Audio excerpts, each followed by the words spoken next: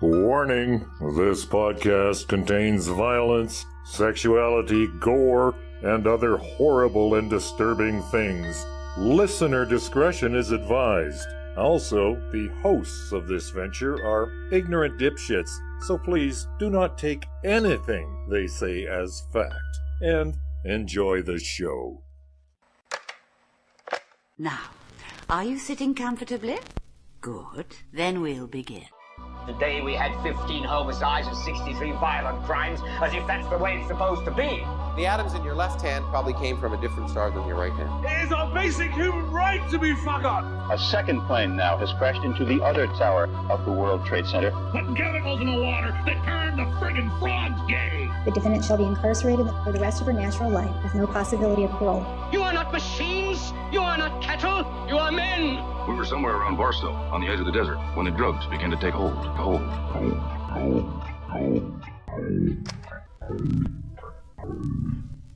Occultae Veritatis. Hello and welcome back once again to Occultae Veritatis Podcast. I am Ood Gallifrey. Sage Murray! Leon Filger. And in studio with us. After you.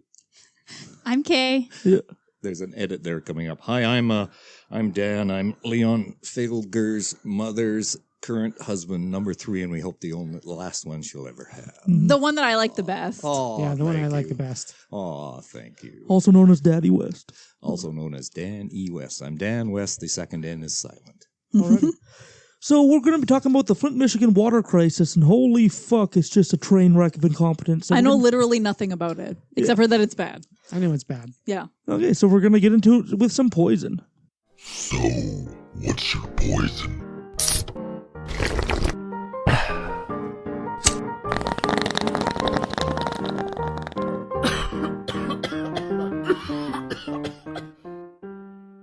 I initially was going to only have tap water for a poison, but then I found a little bottle of rum, which looks a lot like water. So I think we'll maybe try out some of the Saskatoon tap water and give our review of the Saskatoon tap water. Saskatoon tap water is delicious. I think so too. Kay needs a glass. Yeah. I can't get them. Oh, there we go. Ood got it. I just wasn't aggressive enough. I wrecked the middle cup though, so did I get it? The middle of 2? Oh no. You ruined both cups. Yes. They're okay. Yeah. They're usable. Thanks, Sage. They'll just be little dribbly spibbles. It'll be great. You said dribbly spibbles? Yeah, dribbly spibbles. That's the name of my new... Ska. Yeah, it sounds pretty ska. Or pop punk, dribbly skibbles. Or like a British, like new wave kind of revival. Sure. Dribbly skibbles. It sounds like a Pretty shitty please. high school band that came in third at Battle of the Bands at Aiden Bowman Collegiate. Okay, well, my favorite shitty high school band was called Faster Than Tommy. Shout out to Marion Graham. Okay, the actual best band at Bowman when I was there was Pen 15, which if you look at it, it's penis. Penis. It is. Oh, Yeah, I see. Oh, Do you want to join the Pen 15 club? No, that's not even true. Actually, the goat next the door. goat, I was going to interrupt. The goat next door. The goat next door played, what was it, my birthday in grade 9 or grade 10? Cool. I suspect 10, but... There's a band, and it was great because I told everyone that this band was coming, and my parents were like, no, they're not actually coming, don't get your hopes up. And then their van showed up and they piled out, and I had a fucking rock concert in my backyard. Mm-hmm. What about Buddy and the Tassels from Bedford Road? How did you know about that? I didn't. I only knew about it because of Leon's lovely mother who's sitting beside me, and we're sharing right. booze. My 2 favorite band names in the history of the world are Death Cab for Cutie. Oh, I love that Yeah, band. it's a good band. I don't know anything about them. I just know the name is great. And They're very apparently emo. it comes from one of those film noir movies from the late 40s, early 50s, and black and white detectives and all that stuff, where a guy says to a victim or somebody else, it looks like it's the death cab for Cutie. That's fun. And another one was, she stole my beer, or hey, that's my bike. Hey, that's my bike. Hey, that's my bike. I've always liked Chumbawamba. I wish they would have done more than the one song. Tub thumping. Yeah, Tub thumping. Yeah. We'll be singing while we're waiting. I get knocked down, but I get up again. You're never gonna keep me down. I get knocked down, but I get up again. I don't know any of the words. Actually, that's probably a lie. I could if the song. I know all the words to it. Yeah. Yeah. So- Okay, the other day, Backstreet Boys came on in my car, and I knew all the words, and I was ashamed because I never liked Backstreet Boys. Like I was all like an edgelord, and I was really into like Slipknot and Korn, like back when. Backstreet. Yeah. Oh my. But that's Disturbed. But you can't help but pick those things But up. I knew all the words. I was like, they're everywhere. the fuck, Sage. I was at the Chris Lane concert when he came last time, and he had to play a Backstreet Boys song for some reason. I don't know. I was really drunk by that point. Nice. And I just remember singing along to the entire song. And you loved it. And I loved every minute of it. I know, even if you didn't love it, I was literally singing in my car to my son, "You are my fire." I'm pretty sure that's the song he sang, actually. Yeah. Tell me why. Ain't nothing but a heartache. Tell me why. What It was just the makes me band think of Bart Brooklyn Simpson? Nine-Nine. Yes. What group did Bart Simpson have? His like the B sharps. Oh, the or- B sharps. That B was sharps. Homer Oh. Simpson was in the B sharps. No, When he- we well- drop the bomb. There was Bart was in a group because they went on a Navy ship. Oh. They were like a Backstreet They're- in sync Oh, yeah. kids I on the I block remember that. I kind don't of remember. And they're group. playing Eva Net Miage, which was join the Navy backwards. Oh, yeah. Yvonne at Nia. Remember when Simpsons was relevant? Hey, speaking of I Want It That Way, up on the That's social what she media said. account, we're going to post the Saskatoon Police Service lip sync cover to I Want It That Way, which is, and I know because I've watched all of the law enforcement lip sync covers on YouTube, by far the best. Yeah, it was pretty cute. It is the best. Alrighty. I'm going to rate this water 5 out of 10. I need it to live. It helps me with metabolic processes. Big fan. I'm not even drinking it. I'm still drinking booze, but I like Saskatoon tap water. It's good. Yeah. Especially when it's really cold. Have you ever noticed that in the middle of the night, cold water is like the elixir of the gods? If you've been drinking the night before, it's even better. Like waking up at 3 a.m. with like sticky mouth because you've been drinking wine all night. That cold water is incredible. Yeah, and in the cold light of day, like cold water, you're like, yeah, this is okay. But in the middle of the night, When it I'm is rich and incredible. famous, I want a cold water fountain right beside my bed. Oh, that'd be good. I just have a cold, I have a stainless steel water bottle beside my bed, and it keeps the water pretty cold. Fun fact, if you get too hot and you drink too cold of water, you can pass out. Oh. Sounds like fun. So yeah, if it's like plus 40 out and you drink ice cold water, please be sitting. Yeah, I believe that. Because it is a legitimate concern. It's Good to know. orthostatic hypotension. Oh, damn. That's what it causes. Yep. Yep. Yeah. Orthostatic hypotension. You heard it here first, or maybe you didn't. I heard it here first. Also known as the gulp shivers. Gulp shivers? Yeah. Is it the gulp shivers? The Gulp Shivers is the name of my new pop punk. Okay. Pop punk band. Gulp Shivers. Also, there's a bottle of white rum on the table, so as we go through this bureaucratic incompetence, I will not quality be of their drinking lives. white rum because it reminds me of grade 9. White rum is my favorite hard liquor. Blech. It literally, I associate it with vomit. Raspberry vodka for me. Okay, Yep. yeah. Alrighty, so we're going. That'd do it. We're going over the Flint, Michigan water crisis. I didn't rate the water yet. Okay, go ahead. 5. Thanks, And Leon. get the job done. Neither did I. 5. Yeah, It'll hydrate you. yeah. It's fine. It doesn't taste skunky. I've tasted skunky local waters. It won't Swift give you current worms. water is Swift, yeah, terrible. Swift is gross. Worst water. Yep. Swift current water is disgusting. Apparently, Radisson has the best water in Canada. Fact, They have a they sign do. and everything Yeah. that says best water in Canada. They are from Radisson. They live in Radisson and they taste the delicious water every day. Leon's mom is shaking her head. No. And guess what? Not true any longer. The sign has been taken down. The water plant was redid in 2015, 2016, redone, whatever. And Refurbished. and they got it totally wrecked. And we've had, I don't know how many boil water advisories since then. And half the town now drinks the stuff you buy, like Culligan type water. And what we have here is water from Radisson that we poured through our Brita We filter. use bottled water all the time.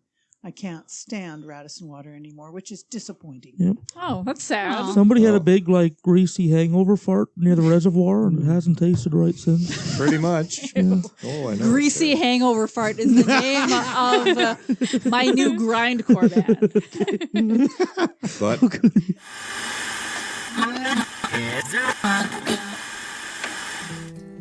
a lot of the city of Flint, you could tell they were pulling together, wanted to get through it. But I think we've been beaten down so much now that it's a free-for-all again. I think that's probably been our greatest challenge, is reestablishing trust, because we had people at every level of government, local, state, federal, tell us our water is fine, drink up. Cheers erupted as the then mayor of Flint, Michigan officially turned off the water feed from Detroit. Here's the Flint. It's a public health crisis of massive proportions. Lead in the water supply in Flint, Michigan. Water is a human right. Fight, fight, fight. President Obama declaring a federal emergency here, National Guard troops pouring into Flint. Water for Flint! Water for Flint! Lives matter! Flint lives matter! Our water source was switched as a way to save money. And so we went from Lake Huron, which we got through a pipe from Detroit, to going to the Flint River, and corrosion control wasn't put in place. We have an aging infrastructure here in the city of Flint, like every place else almost throughout this country. Lead seeped into the water system. That was what happened as a result of not having corrosion control. Even though the state has told us we could start drinking the water now because of the test results, I'm saying no, I'm not signing off on it yet. I would say the quality of Flint water matches or exceeds most of the water in the state of Michigan and in the country right now. And what happens to it once it gets to the home is kind of out of our control. I can tell you the water coming out of the plant meets all the requirements, whether you trust that. It becomes a matter of personal preference at a certain point. We're still pulling out lead pipes. You have that potential for lead to leach into the water system. And so we want to err on the side of caution. And if it takes longer and we have to stay on bottled and filtered water, I'd rather do that, because I think people will feel more comfortable when they know we've looked at every single pipe in the city of Flint. So that's the reason we're still doing the bottled and filtered water, but it isn't because we haven't made progress. It's something we usually take for granted. You know, we think that going to the tap and getting a drink isn't a big deal, but for Flint, it's been a big deal for years and years and years. Their water is literally brown. Oh, yes. And much more than that, which we'll learn. So let's learn about the history of lead to begin with. Oh, God. So lead is naturally occurring, easy to work with, easy to shape. It's stable and strong, so humans have been using it for thousands of years. A whole bunch of shit decays into lead. No. Yeah. What? Uranium decays into lead. Oh, yeah, of course. Yeah. The Romans, for example, used it extensively through their empire. They used it to get water to the towns throughout the empire and all that. They also used it for wine preservatives, to make pipes, for cutlery, cups, and cosmetics. Oh, yeah, lead. Smearing some lead cream on your face. Oh, yeah. Sounds fantastic. Actually, it's been so associated through the years with plumbing that the Roman name for lead, plumbum, is literally where the word where plumbing comes from. Plumbum is the name of my new... Children's entertainment Yeah, group. sure. It's, children's entertainment group. Plumbum. Hire us for your next birthday party. Yes. We'll sing about the elements. We will. It'll be great. Yeah, so and Romans, of course, using all this stuff, they accumulated lead throughout their bodies at an almost even rate. Like, even poor people in the Roman Empire were able to afford lead, like cutlery and cups and stuff like that. So even they were getting lead poisoned, and it was so widespread that old age began to get associated with lead disorders and lead poisoning in later life. Yikes. So things like total hair loss, so being bald from head to toe, delayed responses, gout, pallor, that means like losing any pigment in your skin. Oh, pallor, yeah. Pallor. Yeah, pallor. Those all became associated with old age in the Roman Empire because it was signs of like slow, ongoing lead poisoning. Yeah. That's gross. Yeah. I'll take that hair loss from the neck down. Yeah. Yeah. Below my eyebrows. Yep. Yeah. No, that's fine. I literally shaved my arms today. No, he's not home. Yeah, so in the 1800s, lead came to America through the form of ammunition, through the printing press, both in ink and parts, and also through plumbing. By the late 1800s, 70% of cities in America were using lead-based pipes. Ugh. Yeah. We just had to get ours changed. Yeah. And Our old ass house. why would you use lead over iron? Well, lead was cheaper. It was more durable, which means it lasted longer, and it was more easily bent. If you were a plumber and you were using lead pipes... You're more easily bent. Oh, jeez. Sorry. That was a That's delayed what she a little said. bit. I know. It was what she said. Yeah. But you wouldn't need very specialized tools to, like, crank a whole pipe around a corner. Like, if you're doing with iron pipes, you'd have to have, like, fittings already made. But if you had lead pipes, you could twist it on the field and be really convenient to work with. Right. Unfortunately, by the time the 1920s came around, they noticed it was super poisonous. And doctors... Oh, shit. Yeah. Whoops. Fun fact, public. Oh, yeah. And they were, in the 1920s, they were trying to lobby the government to either replace or find a solution for all these lead pipes because there was society-wide lead poisoning. Don't say. Now, of course... With everything that's failing society but is very profitable, there was a lobby group. So in 1921, the Lead Industries Association formed. Their job was to lobby changes in building codes. So building codes were starting to change, saying that, okay, lead pipes are poisonous, so you have to use iron or steel pipes instead. So these guys would lobby the government to get those rules thrown out, to get those laws, like, thrown out, so that they wouldn't have, because they wanted to sell their lead. They were lead manufacturers. They denied science at the time, saying that lead was harmful in much the same way that, like, early scientists that worked for the tobacco industry, like... Cigarettes are healthy. Yeah, exactly. 9 out of 10 doctors prefer players. Yeah. They went on to bribe politicians, which is part and parcel for a lobbyist. And there was actually a big movement to replace a bunch of the lead and steel pipes in America. And they actually lobbied hard enough that a lot of it didn't get done. And very few lead pipes were replaced. And because of the lobbying efforts they did and the amount of, like, destroying the agencies that were handling it and that were planning the rebuild, America now has no idea which of its lead pipes are still lead or still iron in certain cities. Oh, shit. Yeah, like, the plans have been lost and they're not really sure. And the estimate is between 2 and 21 million lengths of pipe are still lead in America. Between 2 and 21 million. That's a huge range. Yeah. So this Lead Industries Association, this lobby, they worked all the way up until the 1970s, until it became, like, too hard to fight for lead. It was too obvious it was poisonous. And in 1991... Just gave up. Oh, yeah. In 1991, the EPA started with something called a lead and copper rule. So basically they said, okay, it's going to be too expensive to replace all the pipes in America. At this point, we don't have the effort, the money to replace all the pipes. So we're going to do something a little bit better. It's called the lead and copper rule. And that means that for local water systems, they're required to test it on a regular basis, on a weekly basis. Wow. And they have to make sure that it stays under 15 parts per billion for lead and 1.3 parts per billion for copper. If they detect anything above those levels, they have to 1, take immediate action to correct it, and 2, inform the public immediately so they can find other sources of water. And it's been like that since 1991. Wow. Yeah. Wow. Okay. So that's kind of the setup. So you know the legal framework, because anybody that's a little bit familiar with what happened in Michigan knows that did not happen at all. No. Okay. Nope. It did not. Yeah. Hashtag incompetence. Yes. Yes. And just to ease any minds out there, there's a few people that still believe that lead isn't that harmful. There's some, like, alternative medicine components that say, like, hey, swallow lead, it's fine. Like, I played with it, like, in chemistry class, it was fine. I didn't die, all that shit.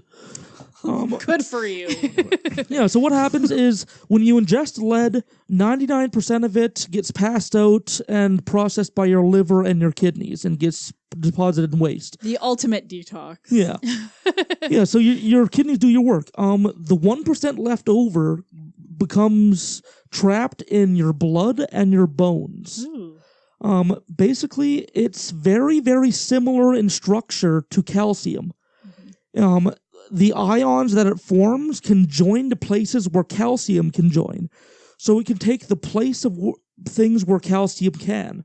And because it can hide in places where calcium can in the body, it slowly accumulates in the body over time. So you can have, like, sneaky lead bones. Oh, yeah. Which is the name of my new punk band. Oh, yeah. And, like, because, like... You're horrible. Oh, boy. I'm not. I'm glorious. Yeah. And say you're building a brick wall, but one layer of bricks is just made of sandwiches. Oh boy. Like the walls. That is not efficient. Yeah, the wall's probably not going to be that stable, which is why one of the symptoms of lead poisoning is weakened or stunted bones. Because if you get enough lead particles in where the calcium should be, the bones stop growing efficiently. Sandwich Wall is the name of my new metal band. Oh boy. Yeah, so it does the most damage to the brain and the kidneys. So there's these, I'm not going to go into the exact enzymes and all that, but there's a bunch. That's likely for the best. I'll probably come up with several more band names. Oh, of course. Yeah, so there's a bunch of enzymes that keep the brain and the kidneys working. And basically when these calcium ions hook onto these enzymes, when these lead ions hook onto where the calcium should be, it's like these enzymes are a car with a flat tire. And they're not working as they should be, and they're not working as efficiently as they can be. And that means that things start to break down the line. So calcium is very important for metabolism. Oh yeah, metabolism and brain function, it turns out. So and bone density structure. Yeah, that also. that one for sure. Oh yeah. And blackboard chalk. Yes, and blackboard chalk. People will be diagnosed with osteoporosis before lead poisoning usually because they have brittle bones and things like that. And that could be a precursor to actually having lead in your bones. And that's why now we have unleaded gasoline, unleaded paint, unlead Zeppelin. I love Led Zeppelin. I have Led Zeppelin tattoos on my leg. Yeah. Do you? Yeah, I've got 4, like all the symbols. Really? I did not know that about you. I have them all. I'll be damned. Learning new things all day. Yeah. So first off, it kills 0.08% of neutrons that it enters. Oh. Which doesn't sound like a lot, but if you have 10 billion neurons, that means 120 you say million... neutrons, like Jimmy Neutron, like SAR stuff? Yeah. Neurons. Do you mean neurons? Yeah, neurons, sorry. Not neutron. Yeah. They're very different. Okay. So it kills 0.08% of neurons. Got it. As soon as they're entered in the brain. And when you have 10 billion neurons, that means that 120 million of them die. That's a lot. And the ones that are selected to die are usually the new ones that are growing during like the plasticity in youth. Oh no, your sweet baby neurons. Yep. There's something Baby neurons is the name of my new rave group. Yeah.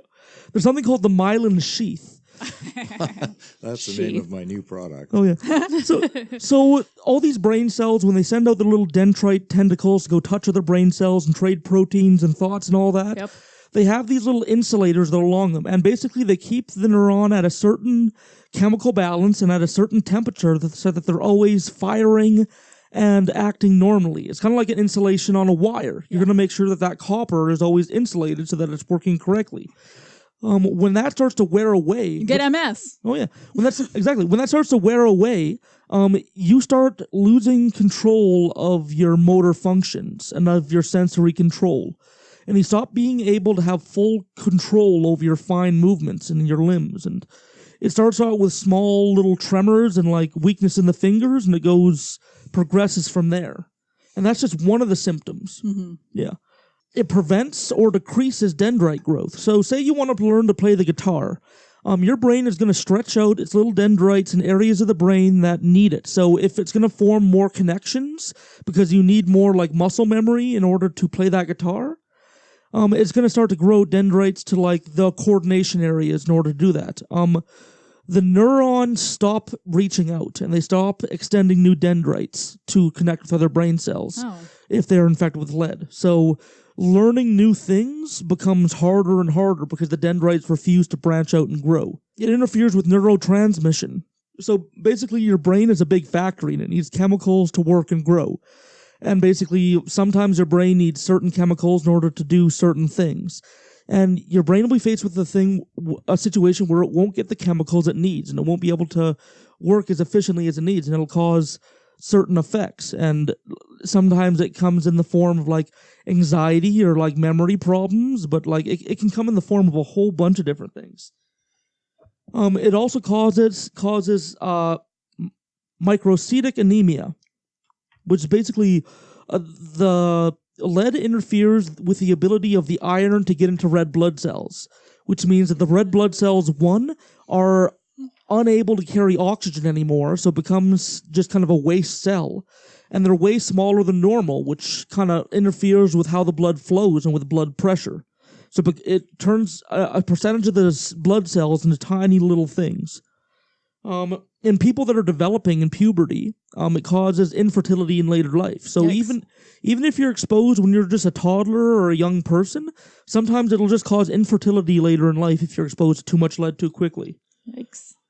Your cerebral cortex, which is the outer layer of your brain, which is responsible for speech, coordination, most of your senses, and the connections from one side of the brain to the other, so basically how different sides of your brain communicate, that begins to deteriorate, and it begins to have malformations and holes in it from lead poisoning, which means certain areas of your brain are not going to be able to communicate as well with others. So sometimes there'll just be mental blocks that you can't get over because you literally don't have the brain structure to do it. Mm-hmm. And also neurochemical development. So as we grow as people, our brain grows too, and it gets used to a certain chemical bath of chemicals. And it gets used to a certain balance of neurotransmitters. Mine are all store-bought. Oh, yes. But like if it gets infected with lead as the brain is still growing, it won't mature. It won't learn how to make some of those advanced chemicals. And it'll still be on like adolescent brain chemicals for its whole life. Oh. And imagine feeling like having the spatial and the mood swings that an adolescent has. That was exhausting. Oh, yeah. I can remember back to that. Yeah. It was terrible. Thank you. Oh, the worst. Yeah. I was a nightmare. Yeah, so overall, as lead accumulates in the body, it causes a decrease in IQ, memory, coordination, weakness in the limbs and fingers, kidney failure, loss or dulling of the sense of smell, sight, taste, hearing, tremors, pain, weakness, eventually loss of limb control, and death. Yikes. Yeah. That escalated quickly. Oh, yeah. And death. First you can't move, then you just die. Yeah. And you're about to learn how Flint, Michigan purposely exposed thousands of people to this chemical knowingly, without their knowledge. Purposely and knowingly are two different things. My friend Jem is from Michigan, so hi, Jem. Yeah, is it purposefully or knowingly? Sorry, knowingly, I would say. No. Yeah, they didn't put the lead in the water. They just knew it was there. Those dicks. Yeah. Okay, so Flint, Michigan. It was founded in 1819 by fur trader Jacob Smith. Jacob Smith. Which sounds so generic that it sounds made up. In 1860, it grew very quickly from 1819 to 1860 because it was a 22,000 population strong logging city. It mostly was near a bunch of bodies of water, and it was near Logging City is the name of my new folk group. Oh yeah, it was near the Flint River, which means it was able to transport logs down it to the Lake Huron and all that, so collect them. In the early 1900s, as the auto industry sparked up and caused hundreds of thousands of jobs to arrive, they started arriving in Flint as well. It was in a good place to have industry. Like the state was offering benefits to new places opening up and all that, and a whole bunch of factories opened up in the early 1900s. At one time, all Chevrolets, Buicks, and GM vehicles were built in Flint. In 1960s, the boom slowed down. The world economy was starting to spark up. Places in the East were starting to have their own industrialization processes, and because of that, a lot of manufacturing went over there. It was just way cheaper to make it overseas. Right. So because of that, after outsourcing to other countries, a rise in automation, and a lot of the stuff that remained in America moving to non-union factories, a lot of those jobs were lost. And by 1980, only 7% of the 640,000 jobs were still present. Yikes. Yeah. So Flint once employed 100,000 people. Wow. And now less than 49,000 jobs remained in 1980. So, of course, this once booming city, like, it affected the whole economy. So if you have that many people that have deep pockets, like these were all unioned jobs where they were able to buy like houses and they were able to participate in the economy strongly. Mm-hmm. And it made Flint like a very powerful and rich like city. It was known as like the Diamond of the North and all that. And suddenly a bunch of those people lose their jobs, are unable to pay their mortgage, are unable to participate in the economy. What's more is a lot of them need help. A lot of them need those social safety nets that you have set up. So they become like a drain on the local economy. Mm-hmm. And the city starts to weaken a whole bunch. On a lighter note, they had a pro hockey team called the Flint Generals. Oh, yeah. Because of General Motors, of course. So. Oh, of course. I did not know that. Yeah. Me either. So that happened in 1980. So they tried to keep things afloat. They tried a few different things. At one time, they tried to make like an amusement park that was based around like their auto history and all that to bring people in. Oh boy. Didn't bring people back to Flint. Can't imagine why. Yeah. So sounds so exciting. So in 2002, with Flint, Michigan, $30 million in debt, the state brought in what is known as an emergency financial manager. So there's this weird... Like on Parks and Recreation. Oh, yes. There's this weird corner of American law where if a city is in dire enough straits, if they're financially fucked enough... Like Radisson. Oh, yes. Oh, no. The governor can appoint a financial manager and make decisions within that city above and beyond the local government. So they will outclass and out-argue and outrank any local government there. And they make the decisions and what they say goes, and they don't have to take any votes. And their job is to make sure things get back to level. The emergency manager, first off, made pay cuts for all government positions. They took a 4% pay cut from all union jobs. So all union jobs had a 4% pay cut. They eliminated pensions, which was later contested in court. And they cut 35 municipal government jobs. And in 2004, they weren't in debt anymore. They got over their $30 million in debt.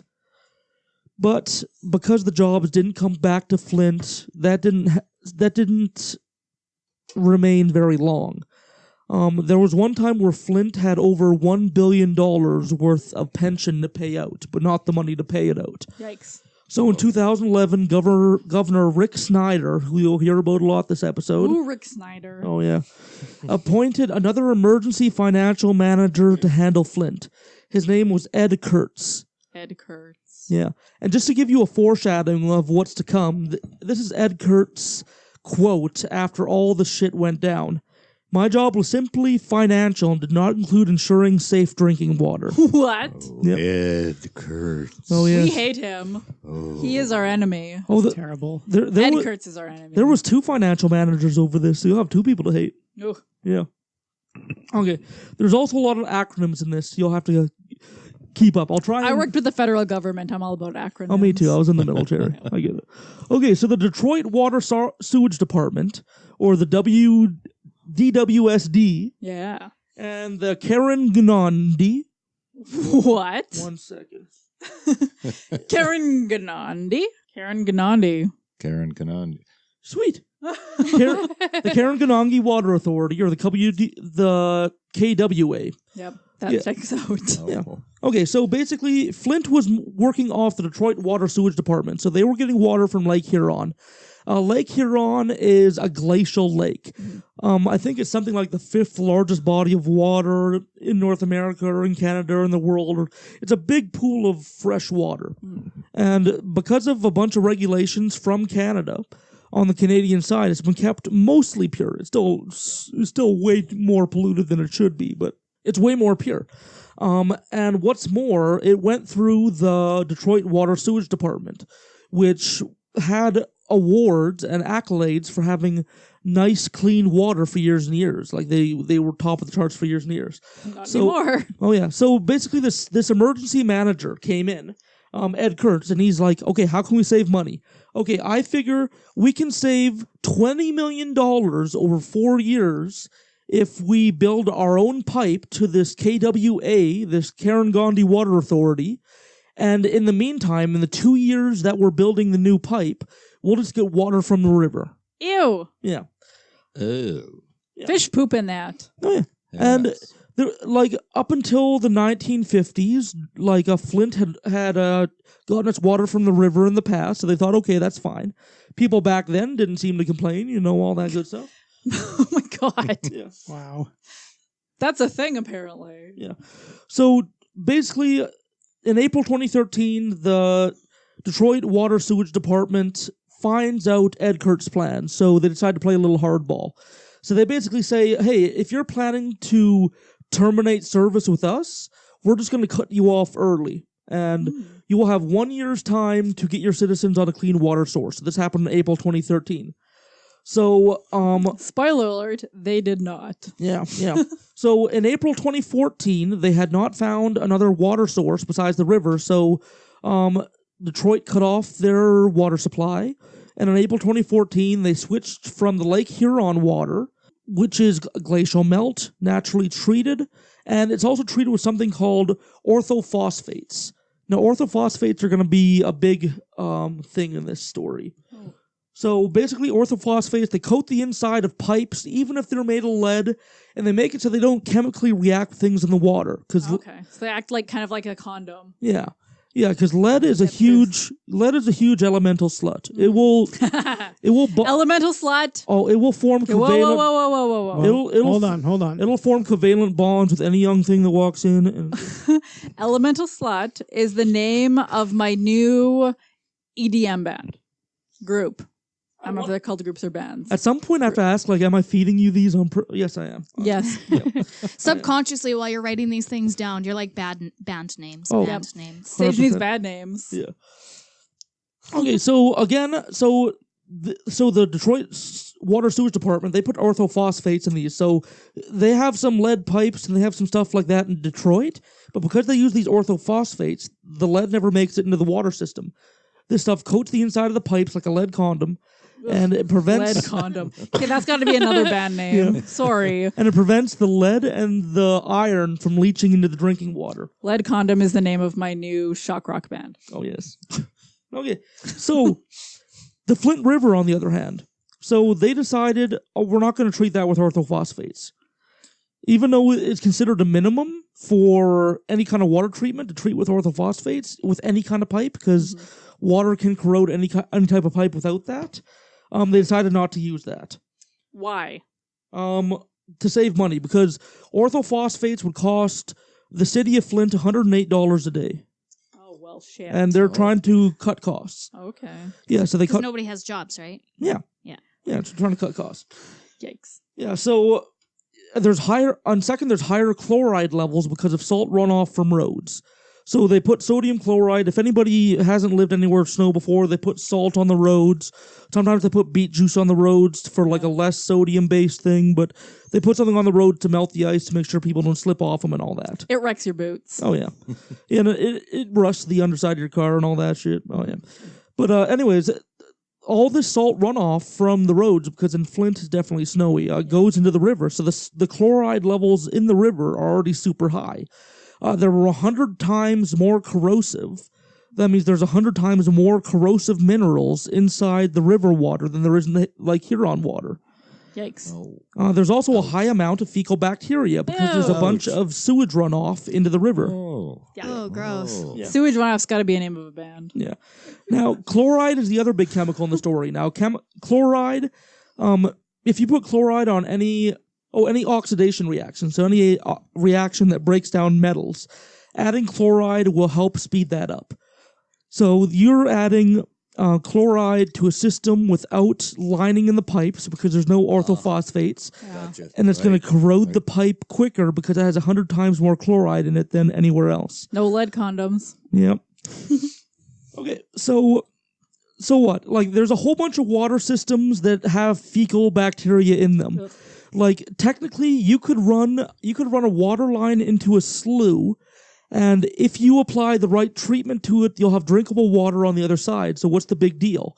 Well, the big deal is corroding and leaching pipes. So pipes that are corroding actually block the use of detergents. So if you take shitty fecal water, you put detergents in them in order to kill the bacteria, because the detergents rip open the bacteria's shell and spill out its inside, and the bacteria is all dead. So it becomes like dead bacteria. Right. But if there's corroding, leaching pipes, and all that lead and all that iron is creating these weird chemicals with the detergent and all that, it's blocking a lot of the detergent's use. Mm-hmm. So, and it becomes this whole horrible cycle where so first you have corroded pipes. Then you have radical compounds from the corrosive chemicals you put into the pipes, which makes them corrode more.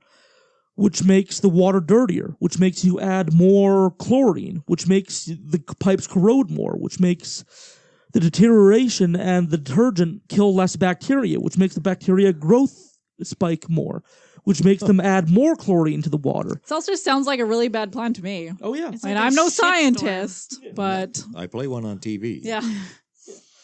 And basically, all this stuff mixing together, and bacteria growth erupting, and the water not getting clean because the detergents are being blocked by the chlorine ions, it made the water into this super highly salted, highly chlorinated, bacterial soup. Slurry. Yeah. Ugh. Bacterial slurry. That's another good bad name. Slurry with the fringe on top. Yeah. Now...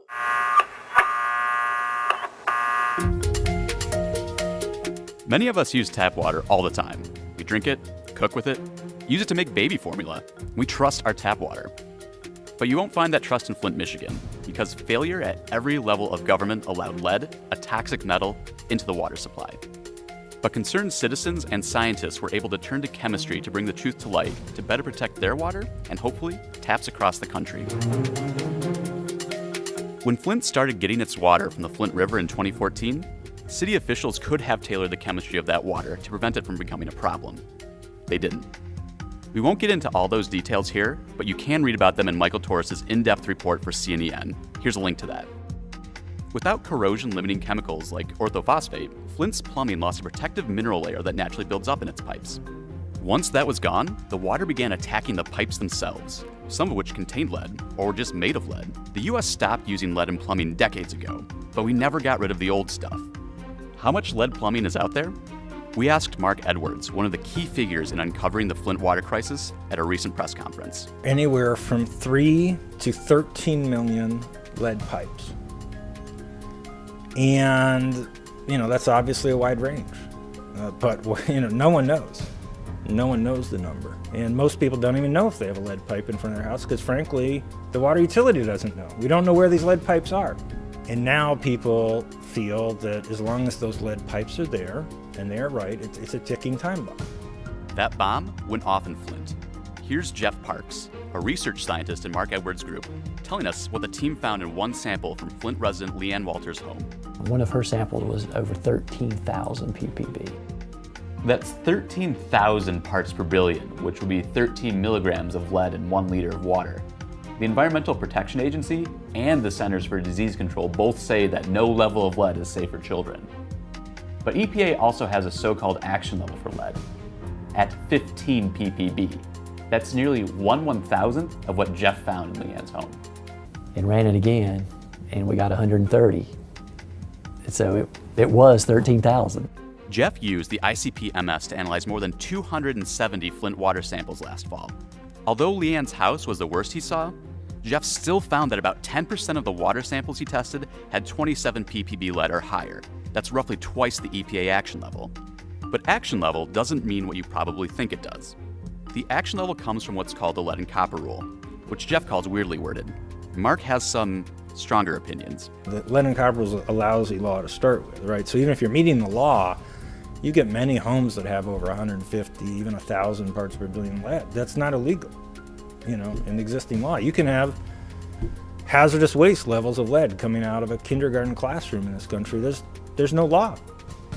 People don't realize there's no maximum amount of lead law that applies to any tap in the United States, anywhere. A water system meets the lead and copper rule when at least 90% of the households it serves have lead levels below the action level. But that's kind of like saying a city is not on fire, even when 10% of its buildings are burning. So it's a pretty lenient rule, and Flint still broke it. But so have other cities in the past, including our nation's capital. Citizens began to complain right away. No shit. Yeah. I would too. I don't want bacterial slurry. Yeah, some of the more common complaints were the water smells of sewage, methane. It smells stale. It smells rotten. Ugh. And it tastes of blood or copper. It tastes metallic, dirty, and it has a fishy aftertaste. Gross. bloody tasting water with a fishy aftertaste. Yeah. Actually, no, I stayed at a motel somewhere when I was a kid where there was a lot of iron in the water and it tasted kind of like blood. And then I tasted it again 15 years later, the first time I went down on a woman on her period. Oh. I never tasted it between. Sweet. Interesting. No. Yeah, There you go. that's the water tastes like. Went I think down it the might red have been Drumheller, Alberta. That makes sense. When I went to San Diego, California, their water tasted moldy. Oh. Gross. Ew. Weird. Like, you know when you got a little bit of mold on bread and you're like, this tastes off. Yeah, like it's kind of That's just like a sharp smell in your nose. or Yeah, like in that's your what the palate. water tasted like. Gross. Oh. Water's gross, you guys. Oh, yeah. Just drink beer. Exactly. There we go. You know it's safe. So, of course, the Michigan Department of Environmental Quality, which is another department you're going to be furious with. Oh, they are our enemy. Yeah, they sent a representative on the radio to answer some questions. And on the radio, they basically said, is this water clean to drink? Oh, yeah, it's totally clean to drink. And it's fine. Don't even worry about Nobody's it. died yet. Yeah, and basically they put out an attitude they're going to wait a year to figure out how the water should be treated. So basically they're going to give the water to the residents for 12 months' time. What? And after they see some of the effects and how it affects the pipes, then they're going to decide how they should treat it. What the fuck? My God. Yeah. That does not sound moral to me. So, like, and I have a very loosey-goosey moral compass. So until then, they're going to give, if anybody's ever owned a pool or a hot tub, you have to keep track of the environment within your water. Yes. So you have to check it daily, add chemicals daily, and all that stuff. Mm-hmm. You can't just have like a plan where you add the same stuff every day and it turns out just fine. And what these guys were doing is they're basically giving this water just the standard water treatment without actually checking the water to see if it was doing anything they wanted. Ugh. When I worked for the city of Saskatoon a decade ago as a courier, every day I had to go to all the indoor and outdoor swimming pools in the city, pick up water samples, and take them to the water treatment plant for testing. Every single day. Well, that's the good. pool water. Yeah. It sounds safe. Now, the national EPA asked the Michigan Department of Environmental Quality, they asked them straight out, were you using orthophosphates? Because orthophosphates are a must in the plumbing industry. Like, you have to use them because you can't have leachy pipes because that's how you get lead poisoning. No one wants lead poisoning. The Michigan Department of Environmental Quality lied and said they were. No. I feel like there's a simple test you can do to check that. Yeah. Oh, yeah. And of course, But he promised. He pinky swore. And of course, on this day in April 2014, the officials drank water publicly as a stunt. Ugh. And It was probably like Brita water. Yeah. It was like Evian. And that's something that comes up over and over again. Every time politicians come to tell the Michigan residents and the Flint residents the water's okay to drink, they do some big deal about drinking water from a glass, and then they fly back to their own town where they have well pumped water and all that shit. Christ. Yeah. I've seen pictures of Michigan water, and it is brown. Ugh. It's like that Aaron Brockovich scene where it's she like plunks down a pitcher of water. Okay, well, you guys drink it. it's disgusting. Yeah. Ooh. Yeah. So the protest began right away. People didn't want to feed this gross, fucked up water to their kids. Good call. And they didn't want to spend an extra however many hundreds of dollars buying bottled water and carrying hundreds of pounds of bottled water to the store and back and all that hell. So they started complaining right away. Reasonable. They were largely ignored, and they were assured that even though the water is brown, it tasted fine and it was safe to drink. Oh, no. August 2014, so this is a few months after. E. coli, total coliform bacteria, and fecal coliform bacteria were detected, and a boiled water advisory was started that lasted for 4 days. Now, boiled water, indeed, does work for these kinds of bacteria. The problem is it concentrates lead levels in the water. Oh, no. So just as these pipes are starting to corrode and the lead levels are starting to come out, it's likely that there was a supercharged lead dose in these 4 days. Wow. Yeah. Oh, no. Yeah. I lived in a town that had a boiled water advisory for, I think it was 6 months, and it broke at the beginning of summer, and we had a water festival where we threw water at each other, water balloons, and North Battleford. I remember that. My grandparents lived there, and I remember there was a special fridge magnet with days you could pick up water. Oh yeah. Richard Bigley drank that water. The toxin was cryptosporidium, which causes a condition called cryptospiridosis. Richard Bigley got cryptospiridosis, and then we took a trip to Victoria, British Columbia, and he threw up the entire time because he was poisoned in North Battleford. And the reason he got poisoned in North Battleford is because the out pipe from their shit treatment plant was upstream from the in pipe of their water treatment plant. Holy! I remember that I used to go to lots of dance competitions, and I remember when the cryptospirosis was... Cryptosporidium. Cryptosporidium. I remember when cryptosporidium was a thing. Yeah. Mm-hmm. We weren't allowed to drink any water. We had to just drink bottled water. Yep. Sorry, I lost my place. Sorry. Okay. Yeah. So for the E. coli and the bacteria that was detected. Now I already said before that chlorides make deterioration happen faster. Yes. So of course, what did they add to fight the E. coli? Chloride. Yeah, lots of chloride. Chlorine, in fact, to the water, which has chloride compounds. So they added that to the water, which speeded up the deterioration of the pipes even faster. Yep. Smart. This extra chlorine that was just sitting around not acting anything because it couldn't get to the bacteria in order to treat them because it was trapped in all these different chemical compounds. It started to react with organic river compounds, so organic chemicals in the river. And of course, usually those would be cleaned out by the detergent, but they weren't. And they started forming compounds called trihalomethanines. Gross. That sounds gross. I don't like it. A future would make sure that a correct pronunciation gets there somewhere. So that super hard to pronounce name is known with connections to cancer and tumor growth. Yeah, so that was in the water. And of course, to fight that, they added coagulant, something called ferric chloride, to fight it, which added even more chloride to the water, which speeded up the deterioration of the pipes even faster, which put more lead into the water, etc., etc. I feel like there's lots of lead in the water at this point. Yes. So this and with the ferric chloride, there's iron mixed in now, yeah. Chloride mixed in, like all these chemicals that you're not supposed to have in your body at large levels. Yep. Yeah, and this cycle kept on going, and they kept on trying to add more and more chlorine in order to fight the bacteria that was growing, but they didn't realize that the leaching of the pipes was stopping it from working. How did they not realize this? This was like 2014 or 2015. Because they get paid to look at the water, not the pipes, Sage. Yes, you're right. Yeah, so this started to snowball, and October 13th of 2014, GM, the car manufacturer, stops using Flint River water, noting that it was doing damage to their metal machinery and car parts. Oh, so imagine what it's doing to your soft and squishy tissue. Mm-hmm. They asked if they could switch back to Detroit water, and they were granted it. Yeah, so... Well, good for the cars. Yeah, good for the car factory. Hooray. January 2nd, 2015, the state starts to buy bottled water for all its employees.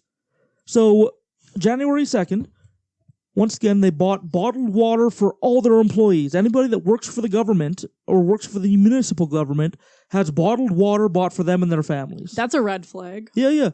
And that continues to this day. That's intense. Haha, fuck you, taxpayers. Yeah. Pretty much.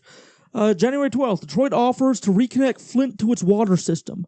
So Detroit offers them to reconnect, and they estimated it would cost $4 million for the contractors and the time and the parts to reconnect those systems back up. That's not bad.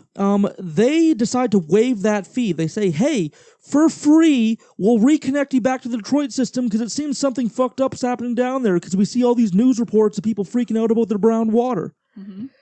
Flint officials decline the offer. Why? Yeah. They cite that they've saved over $1 million a month using the river water over the Detroit because water. It's full of shit and iron and chlorine and lead. It saves them money because everybody else is buying water themselves. Yeah. So this came to hit on February 25th of 2015. Yikes. So Leanne Waters' home tested at 104 parts per billion. Remember this will be like 14. Holy. Oh yeah. Remember this was the alert limit was 15 parts per billion. Yeah. They found out that was a super low number. That is alarming. I'm outraged. The reason it was a low number is because the state testers were using something called a flush pipe method. So they would empty out the pipe, They would flush it out with distilled water, and then they test the distilled water. Oh, so it's like new water. Yeah. It hadn't already had a chance to leach and Sounds all the like shit. flawed methodology. Yeah, but even in that water, they found 104 parts per billion. Which is quite a bit more Could than you 15. imagine the authentic water in there? Oh, they tested it. So later on, Virginia Tech launches its own investigation. So we'll get to them in a bit, but they detect 13,200 parts per billion. Holy shit. Water is considered toxic waste at 5,000 parts per billion. Oh, gosh. Oh, shit. So it was nearly 3 times the limit of toxic waste. That's disgusting. Yeah. I'm pretty sure that toxic waste is already the name of a punk band. So the EPA and the Michigan Department of Environmental Quality talk about the high lead levels. You see in these coming months citizens marching around carrying these brown bottles as a symbol of protest. There's reports of hair loss, rashes, strange illnesses, kids having behavioral problems, kids starting to have memory problems and starting to have new issues they didn't have before. Yeah. Yeah. Flint City Council members vote 7-1 to switch back to Detroit water. Oh boy. So all the members of the Flint City vote to switch back to Detroit water. They say, okay, Detroit wants to hook us back up. They still have that offer on the table. It's free. Let's fucking do it. Yeah. Toxic Waste is an anarcho-punk band from Belfast, Northern Ireland, active between 1982 and 1986. Fuck yeah. There Thanks, we go. Leon. You're welcome. Yeah, so there was a new financial manager. So the old guy, I didn't look it up. He left or got fired or quit or whatever. But there's a new guy called Jerry Ambrose. Oh, Jerry Ambrose. And you're going to hate him because even though the Flint City Council members voted 7-1 to hook up back up to Detroit, he overrode them. God damn What it, a Gerald. dick. Yep. In 1986, Toxic Waste changed their name to Bleeding Rectum. Oh. My. Bleeding rectum. That's what happens when you drink Flint water. Probably. Alrighty. Bleeding rectum. So in July 13th, 2015, a leaked EPA memo expressed concerns about the Flint lead levels. Finally. Asking to collect information and create solutions. So immediately the Michigan Department of Environmental Quality, every time I say that it seems ironic. Yeah. Brad Wolfrel said on Michigan State Radio, so he's talking about this leaked memo, and on this leaked memo, it's really a guy just asking questions to say, hey, I found a couple readings that seem pretty high. Maybe we should get some more people over there and maybe we should fix this. It seems kind of sketchy. But if you don't think so, maybe not. Yeah. Hey, sorry to bring this up. And of course, the Michigan Department of Environmental Quality spokesman Brad Wolfrel said anybody who's concerned about the lead in the drinking water can relax. And that Walters test is an outlier in the test. So that lady that tested super, super high, she was just an outlier. Spoiler alert, she was not. Yeah, because she had an especially bad lead pipe. Yeah, of course. Spin. Now, you'll see the federal branch of the EPA is interested in solving this problem. The state branch of the EPA agrees with Governor Rick Snyder. And directed by Governor Rick Snyder, they put out a note, so this is the state branch of the EPA. It's premature to draw any conclusions from the memo. Rick Snyder's are also our enemy. Yes, oh yes. So August 2015, the Michigan Department of Environmental Quality was found to have dropped 2 samples from the initial report to the federal EPA. So basically, they had a report where they had to test, I forget the number of houses, but they had to test a certain amount of houses.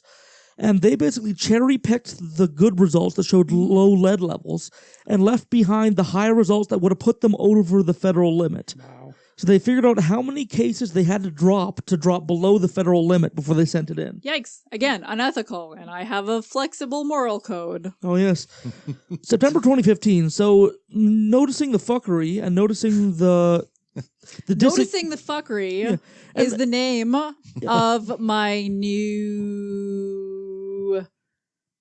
rap reggae group. Rap reggae? Mm-hmm. I haven't heard that. Sounds interesting. I'd listen to that. You just gotta listen to Noticing the Fuckery. Yeah, and you have to realize this whole time, there's news reports of protests happening, and there's people holding up their sick kids and being like, Governor Rick Scott has done this. And Snyder, yes. And there's people freaking out, and there's the city officials drinking water and doing stunts like that and assuring everybody that everything's fine, the water is drinkable and all that. Dystopian. And then you have this leaked report of an EPA memo that got out to the media. And if you're people in Virginia Tech looking for a project to do, you want to maybe test that water. So some Virginia Tech people set out there to do their own investigation, and they were finding dangerous levels of lead. The highest concentration they found was 48,000 parts per billion. Oh, God. Oh. Yeah. Keep in mind, it was supposed to be 15. Yeah.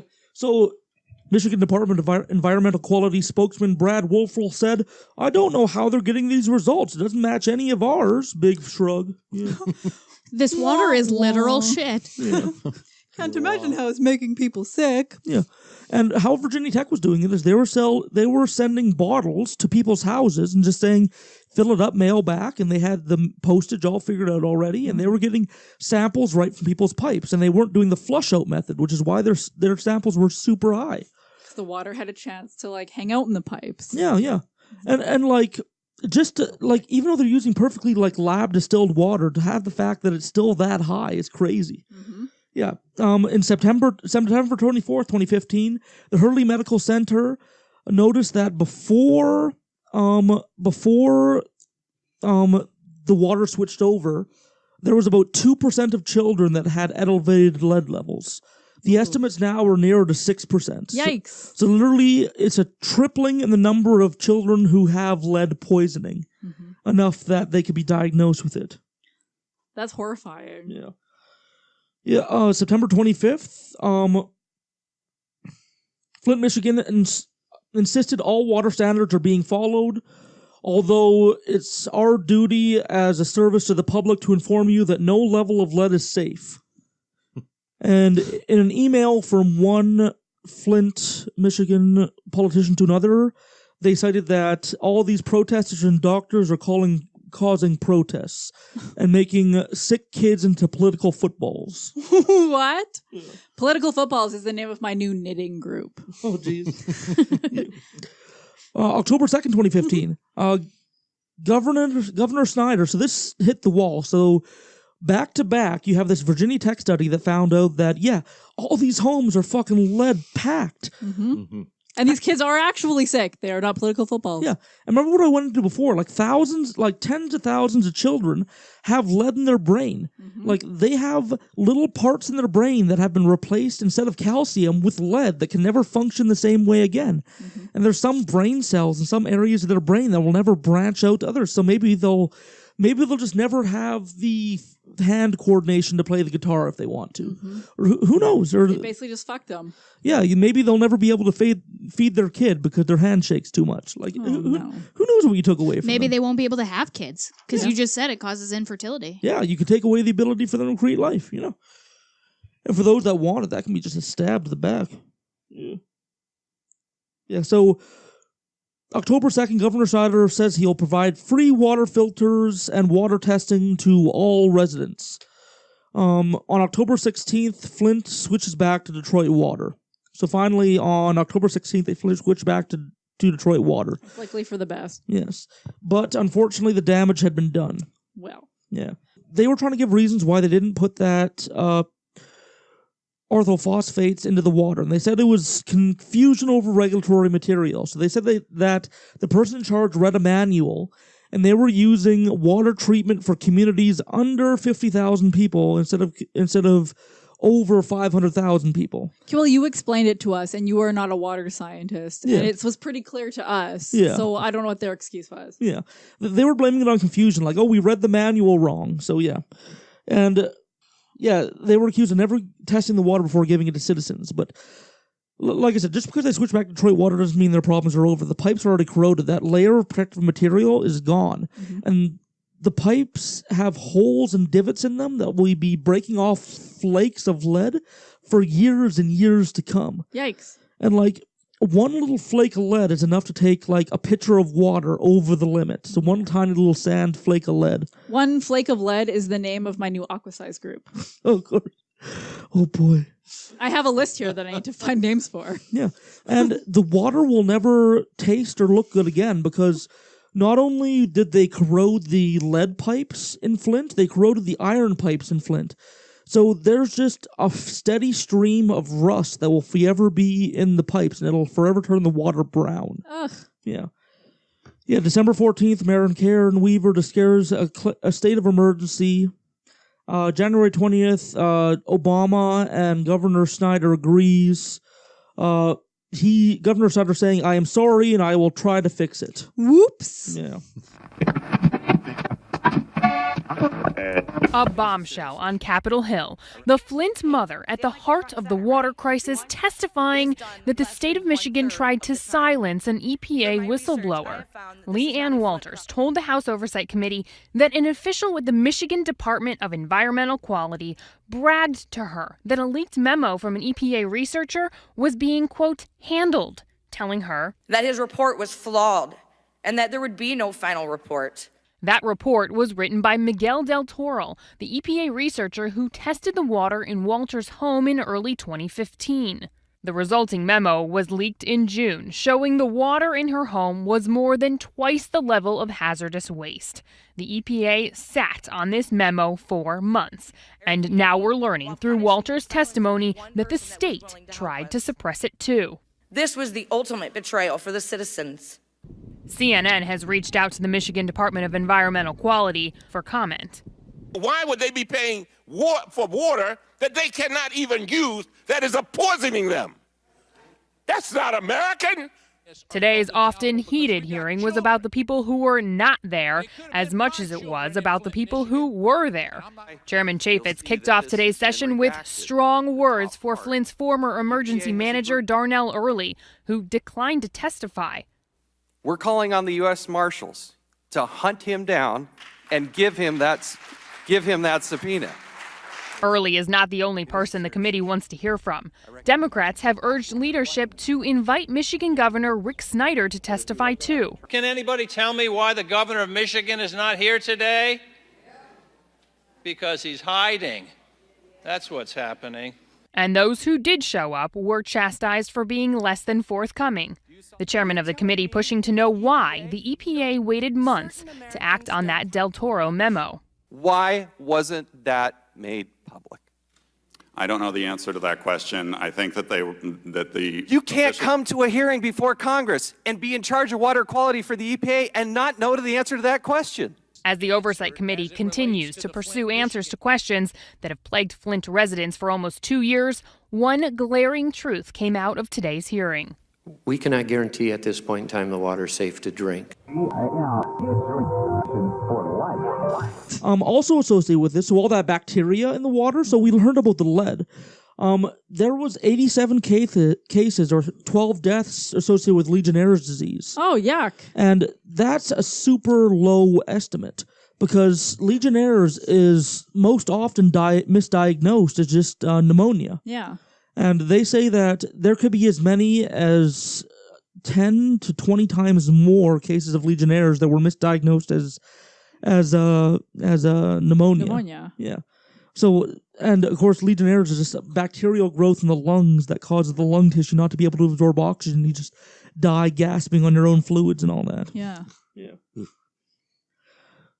Flint water is still not safe to drink. The average lead level is anywhere from 38 parts per billion to 480 parts per billion. In the crisis, there was a 12% increase in infant deaths. There was a 14% increase in pregnancy complications and miscarriages. There's an 8% loss in productivity. 8% loss in productivity is the name of my new ballroom dancing troupe. Okay. Yeah, the 8% loss is from the wine between dancing rounds, right? Yep. Okay, sweet. Yeah, and a 32% increase in healthcare costs. In November 10th, 2016, a federal judge ordered Michigan to provide all bottled water to all its citizens. So as of now, they're being provided with bottled water. And much like the sticker you saw says, when I was watching the documentary about Flint Now, they have a little schedule about when they pick up water. And they have their friends with trucks and vans to fill up like 200-300 pounds of water. And that's their water for their family for their week. And some of them... Can you imagine having to like budget your water like that? Like that's something that... we here in Saskatoon don't even need to think about. Like, I can go and have a shower for as long as I want. I can drink as much tap water as I want without worrying about being sick. I can give it to my kid without worrying about him being sick. Yeah. Well, I made a giant skating rink in my backyard. Well, exactly. Like, it's not a thing that we have to even think about. But these people have to buy bottled water and they have to budget it for the month. And it's also a type of kind of racist infrastructure because the neighborhoods that most likely can't afford to tear up the old lead pipes and put in iron or steel ones are the ones that have impoverished people, and often people of visible minorities belong to that. Well, it's not cheap to pull up your pipes like we just did it, and we got Richard Bigley's guy to come and do our pipes, and it was still expensive. Like, and he gave us like a crazy discount. Yeah. The Richard Bigley discount. Yeah. So it's all these communities of poor minorities in these shitty neighborhoods that don't have good pipes that are just being... Shitty neighborhoods with bad pipes is the name of my We're Here to Fidget group. I did it all. Yeah. And they're just being poisoned after generations with lead, and their IQs are dropping and their abilities are dropping, and it's been shown that people who are affected by lead poisoning have genetic changes all the way down to their great-grandkids. That's horrifying. Yeah. That's pretty scary. So... imagine finding that out on 23andMe. Yeah. Oh, Jesus, no kidding. You were poisoned by lead. Yeah.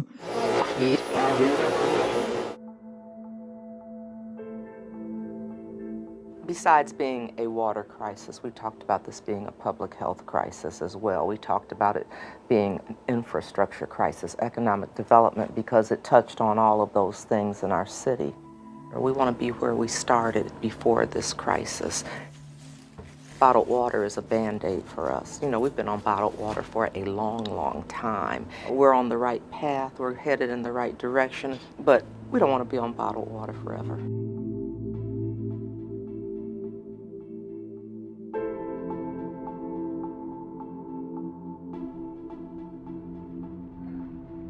We're more than the water crisis.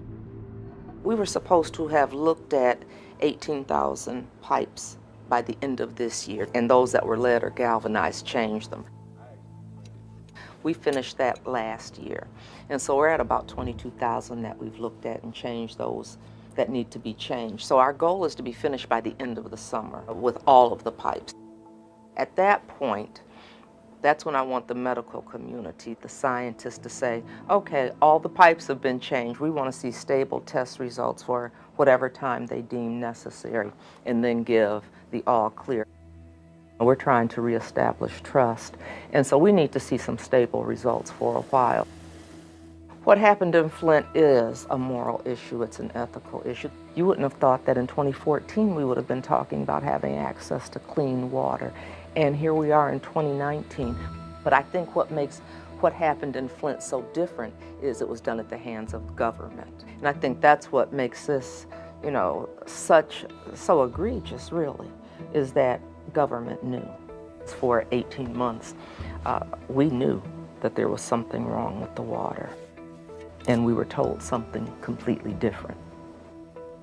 Well, it's my home, and I love Flint. I see so much potential in Flint. I always have hope about the future. I do believe if it happened in a different community, in a white community, in a more wealthy community, it would have been taken care of quickly. I don't think people would have had to cry out for 18 months before it was acknowledged that we have a water problem. And I think that was the bigger issue that happened here in Flint, was they took our voice and they took our democracy. But let me go back and clarify, because they tried to take our voice, and that was the one thing I wasn't going to let them take from me, was my voice. And while there have been a lot of accusations made and charges pressed, no one's been held accountable for what has happened in Flint. No one. So anybody that had a hand in this water crisis needs to be held accountable, and that's what we are still waiting for. I drink from bottled water. I use bottled water, and that's what I've told people. My husband was getting some water, and I said, I didn't give the all clear. You better get that bottled water. I can't wait to tell him, turn on the tap. What do I hope for Flint? I want people to have hope for themselves, hope for their city, and hope for the future. That's what I work on, things that I believe will give people hope. I've been getting water since day one. So it's been about 4 years that I've been getting water, because I refuse to drink the Flint water. I just do. Now I'm so used to drinking delivered water that it don't even bother me anymore. I don't trust it at all. The government and whoever else has anything to do with it, I don't trust it at all. I don't. Yeah, thank you. And we'll see you tomorrow. I'll be there. You'll be there? You gonna join the choir? One day. Even through this crisis, we have hope that it'll change, and the people that don't live here never will experience what really happened. I need them to understand that this thing is not, it's not gone. It's still here. We're still living this way. And any type of help we can get is needed. Oh, it's nice seeing you again. My fight is that for the injustice with this water crisis, my fight is to help the people the best way I can. And I'm gonna keep doing it until something happens.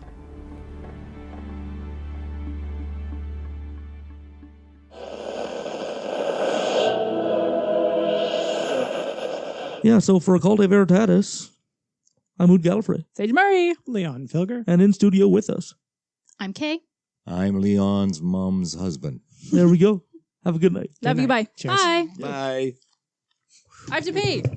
Okay, I have to pee too. Okay, Yes, everybody has to pee. Go ahead, I can hold it. You want to talk about you have like super bladder. I do. Super Yeah. bladder is the name of my new Country rock band. Yes, country rock band. Fuck. Oh, man, that's super bladder is the name of Alrighty, Flint, Michigan. What a fun story that was, huh, boys and girls?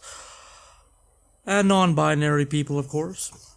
Now, to play us out for our palate cleanser, we have the artist Darren Jones with his song Blush to the Moon. Enjoy.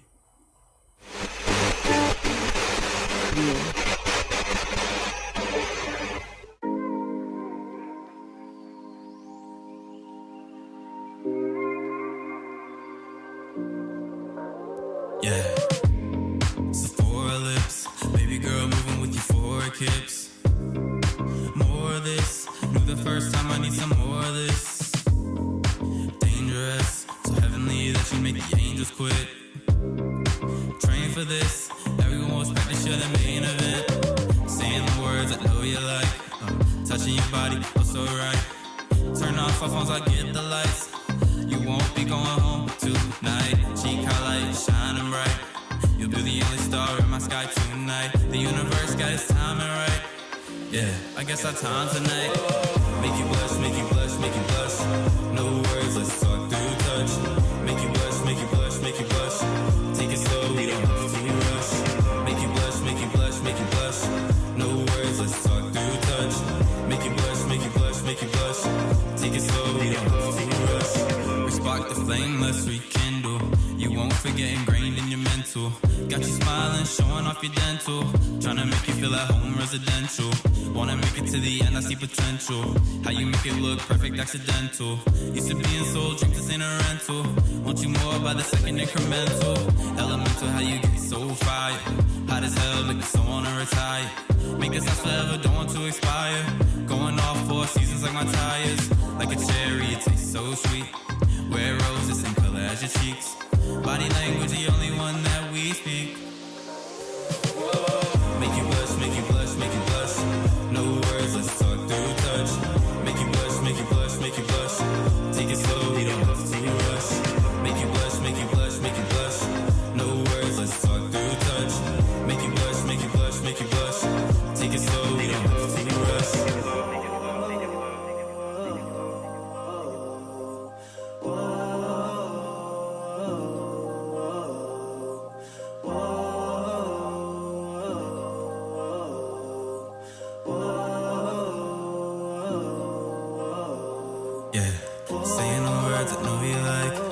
Touching your body, also right. Saying the words I know you like. Touching your body, also right. Saying the words I know you like. Touching your body, also right. Saying the words I know you like. Touching your body, also right. Make you blush, make you blush, make you blush. No words, let's talk through touch. Make you blush, make you blush, make you blush. Take it slow, we don't have to rush. Make you blush, make you blush, make you blush. No words, let's talk through touch. Make you blush, make you blush, make you blush. Take it slow, we don't have to rush.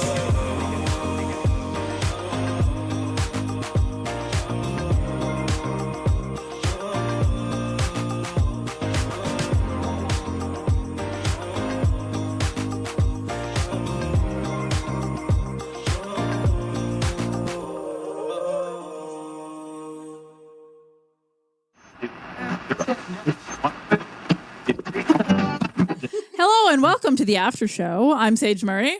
Leon Filger. Ood Gallifrey. Okay, so we got a sweet email regarding the Martinsville Satanic Panic episode. So it's from Shane K, and it says, "Hey, OV Pod, my family's lived in Martinsville for about 10 years now, and I found your pod through the episode you did on the Martinsville Satanic cult situation from the 90s. The events are still mentioned around town, but most of its residents are new to the area and have never heard of it, or just don't understand what happened. I've been told by older residents that it shook the community pretty hard. Everyone began to make sure their doors were locked, curtains drawn, and children were not allowed to play outside without close supervision. I was surprised to see a pod that covered it, and was even more psyched when I found out that y'all are from Saskatoon. Oh, yes. Where I grew up / frequently visit. Fuck yeah. So it's literally like a 5-minute drive away. By the way, hit us up on the email. We love having obscure Saskatoon locals on the podcast. Yes. Obscure Saskatoon locals like our jam. Yeah. Please come here. As long as you close the fucking gate, because we're not going to... close my gate, because if my dogs run away, I'm personally blaming you. Yes. That's the only time Sage is capable of killing. It is. It is the only time. Other than that, I love you so much. Yeah. So anyways, that was about 9 months ago, but I've been listening ever since. Thanks. I found this article a few weeks ago and have been meaning to send it your way. It's just a little update and interview with John Popowich and how the events affected his life afterwards. Thought maybe it would interest you if you haven't seen it yet. All right, and I'm going to put that interview, because it came out just a couple years ago and the audio is fantastic. I'm going to put that as a bonus clip at the end of this after show. Fuck yes. All right, so here that is. Thank you. We love you. Thank you for emailing us. Yeah. It's neat when people email us. I don't know how many you produce podcasts or produce media or write for blogs or anything like that, but a lot of the times it feels like you're shouting into the darkness. I literally shout into the darkness. Yeah. So when our fans leave us voicemails and send us emails and shout back, we're always just... Or talk to me on DMs. I love that. I love talking to you people. I talked to a girl named Brie, and we talked about wrestling all the time, and I love her so much. And she's a really cool writer. Yeah. We're at the end of the day, we think we're pretty smart, but we're still 3 idiots sitting in a room together, and we love when the darkness shouts back. So feel free to send us emails or voicemails whenever. We are definitely into that. Yeah. Alrighty. Okay, and also follow. Oh, you're gonna read that second one? No, I'm gonna read my buddy Brie McGarren. It's at Brie McGarren. There we go. So at BREENICGARRAN. And she has some pretty sweet horror writing and stuff. And she's also likes wrestling, and she's super cool and keeps me posted on what's going on. Fuck yeah, there you go. Her. Okay, I love you. All right. I love all of you. Slide into my DMs. Goodbye. For Occultae Veritatis, I'm Ood Gallifrey. Leon Filger. Bye. Love you. Bye-bye.